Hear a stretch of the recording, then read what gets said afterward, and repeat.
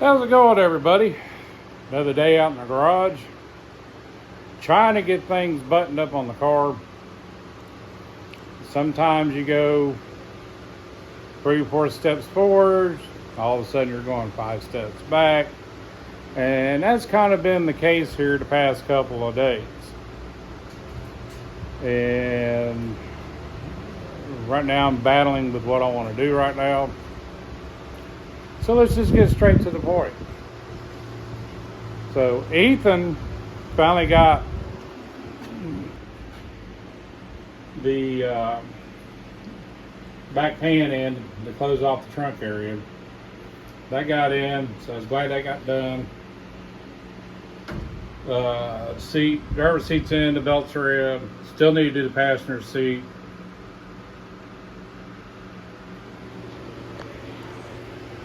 So anyway, a few days ago we fired the engine up in this thing, and it really sounded healthy.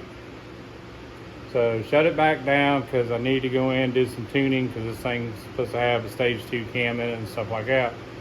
So I went on working on other things. Well, when I was putting the seats in and doing the belts, I was getting ready to drill a hole out for the belt that comes up through the middle from the floor.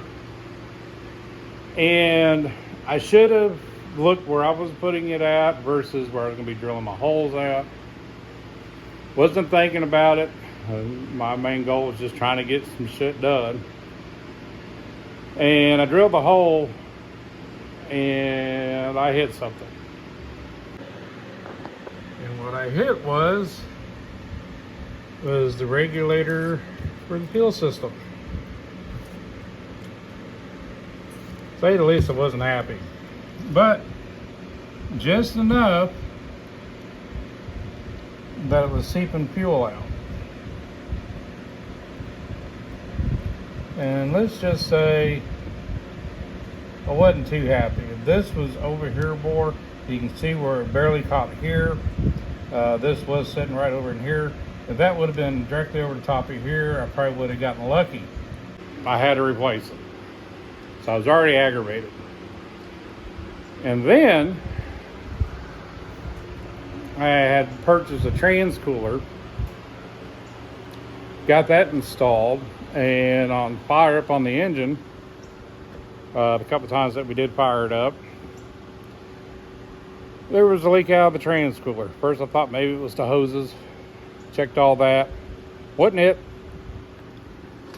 So you can see in the grill there,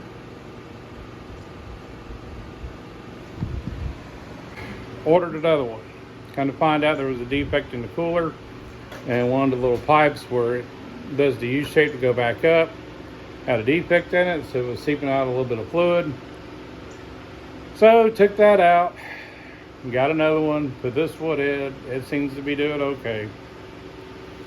So took care of that. I had some fuel fittings that were leaking a little bit, tightened all those up. I was like, all right, we're good. So I turned around. All right, I need to plug the laptop in and do some things with HP. I needed to get the idle set up where this thing would stay running.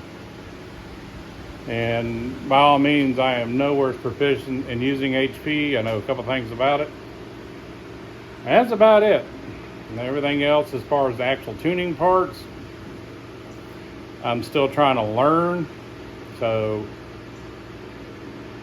my plan was to get it running, reach out to a couple of y'all out there in YouTube land that's going to be at No Names, to help me maybe do some tuning on this.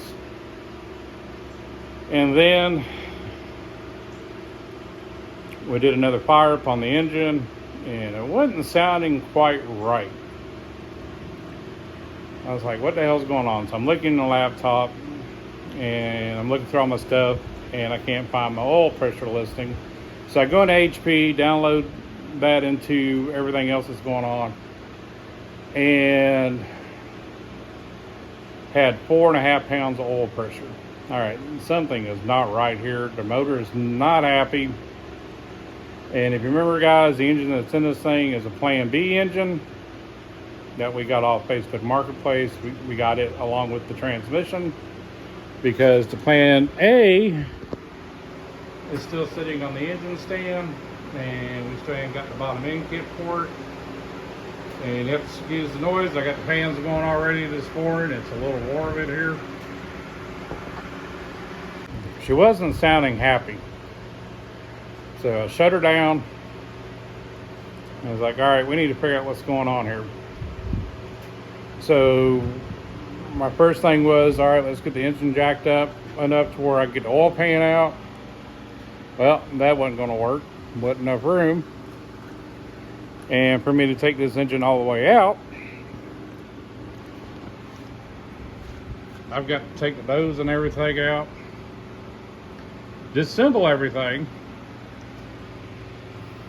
to pull this out, because this motor does fit tight in this thing.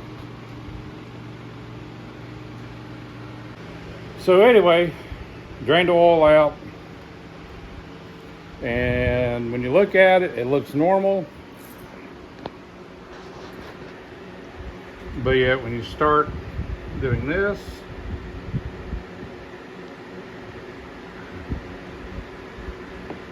you see that it's changing a little bit.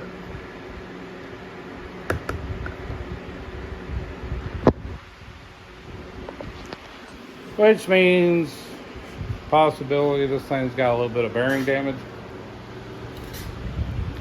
from the lack of oil. So, to say the least, I was not happy about it. So anyway, I unbolted the engine, lifted it up enough to try to drop the pan out. Like I said, there wasn't enough room. So I unbolted the transmission. So basically I had the transmission and the engine lifted up in the air in the car. That gave me just enough room to separate the pan and get my hand in there. So I'm feeling around on all the rods and stuff like that. I'm not feeling a lot of excessive play because it wasn't a knock. It was just like, all right, there's something going on here. Don't quite know, but you need to shut me down. So I turned around, got my hands in there, was moving stuff around, and found out that the pickup tube was about ready to fall off. Now, mind you, I put the pan on it. I had to put a different pickup tube in it, and I could have swore that bolt was tight because I tightened it until it stopped. Well, evidently this bolt hole was stripped out and the bolt backed out. So I took all that out. I found a bolt to go back in and got it in there, tightened it up, thought everything was together right, put it all back together, filled her up back with oil, went to fire up. Now I got 0. To say the least, I was upset. I called it a night last night. And then once I chilled out, started thinking back, maybe what might be going on is there's an O-ring that goes on the pickup tube, which goes into the oil pump. So I really honestly can't remember if the O-ring was on there. So now my brain's thinking, okay, maybe the O-ring fell off when I was trying to readjust, or maybe the O-ring got torn when I put it back up in the hole in the oil pump. But at the moment, I was just trying to get it back together, because time is running out. And, but yeah, 0 oil pressure. So part of me is like, well, it's done. I don't want to do any more with it. I'll just bring the car as is, not running. And that's still maybe a possibility. I mean, regardless, the car is coming, but I really rather have it running. So the game plan for the day is I'm going to tear the whole front of the car off, take the timing cover off, get to the oil pump and everything. And if the O-ring's there, then there's possibility the pump went bad. I don't know. I know usually when the bearings start going out, you lose oil pressure, but like I said, it really didn't feel too much out of whack. Like I said, on the rod bearings and stuff, I didn't feel anything excessive when I was rocking them back and forth, up and down a little bit.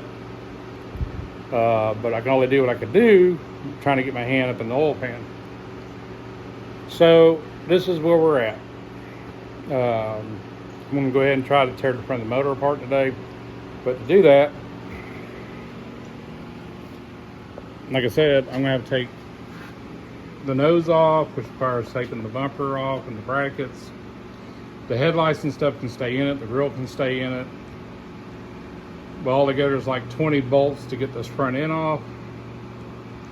Then remove the radiator. That way I got full access to the engine. And just tear it apart. And so hopefully I can get some oil pressure back in this thing. The ideal thing is to go ahead and just tear the whole nose off this thing, pull the engine and transmission out, get it separated because there's not enough room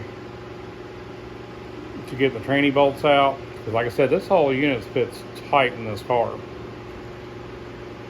And get the engine on the engine stand and pull everything apart. I really don't have time for that. So